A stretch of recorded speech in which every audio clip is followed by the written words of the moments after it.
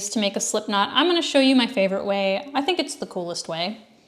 So what you do is you take your 2 fingers and lay your yarn across it. Hold it tight right here with your thumb. Bring it around, and then you cross over like this so it makes kind of an X, and then tuck it up underneath this piece of yarn next to your fingers. And while holding this, take your fingers out, and then you can tighten it like that. And then stick your needle in and tighten up, and you're ready to go.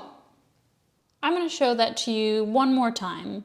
So you take your fingers like this and then lay your yarn across.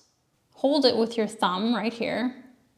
Bring it around once, and then again underneath this yarn, you're going to tuck it up under your fingers, or under by your fingers, and then take your fingers out. And then you hold this loop and just pull to tighten. And then you're ready to tighten it up onto your needle. And that's it.